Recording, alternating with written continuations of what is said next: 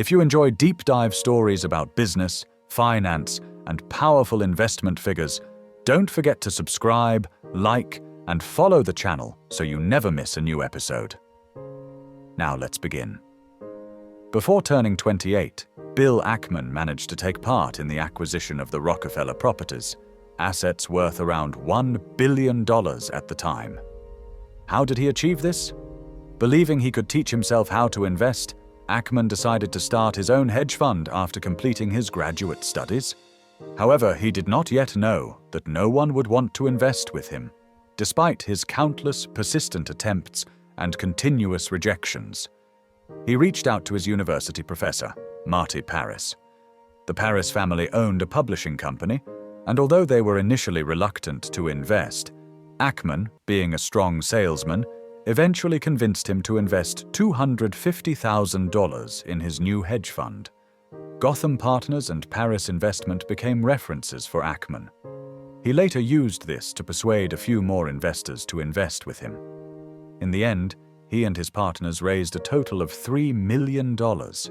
Even with those $3 million, Ackman couldn't have predicted that his hedge fund would reach $500 million within just 5 years. Everything began with a major opportunity.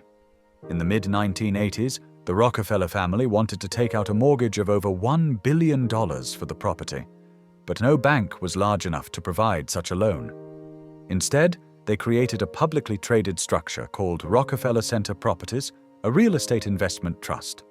David Rockefeller was the chairman of the board, and investors purchased shares primarily because of the large dividends and the idea of partnering with the Rockefellers.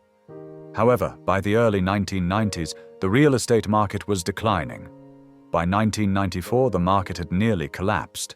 Trump could no longer make payments on his properties, and by 1990, the entire country was facing a very severe economic situation.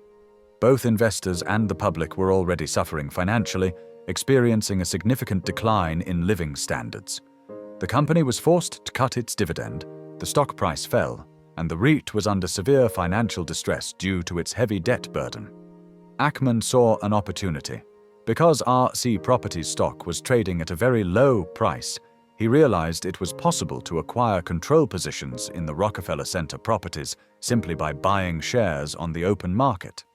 He believed the long-term value of the real estate, ignored by everyone at the time, was enormous. Rockefeller Center had 6 million square feet of office space, some of the most valuable and undermanaged retail property in the world, and 2 million square feet of air rights. His plan looked exciting and could potentially return his investment tenfold. But there was one problem. He lacked the capital to take over the company. Ackman went around the city trying to find someone willing to make this deal with him. But no one seemed interested or able to understand his idea until Jill Steinberg called. Jill Steinberg was the president of Locadia National Corporation, a publicly traded investment company. She met with Ackman and immediately decided she wanted to pursue the deal with him. Together, they purchased a significant portion of Rockefeller Center. They then pushed the Rockefellers and other owners to recapitalize the company. Their proposal involved selling Ackman and Steinberg additional shares with special rights worth around $150 million. This would have given both of them ownership of Rockefeller Center. However, the board rejected Ackman's offer and chose to make a different deal with Goldman Sachs. Although Ackman was unable to buy Rockefeller Center, he still made a significant return on the trade. But more important than the financial gains was that Bill Ackman had made a big name for himself by the time the Rockefeller Center deal concluded.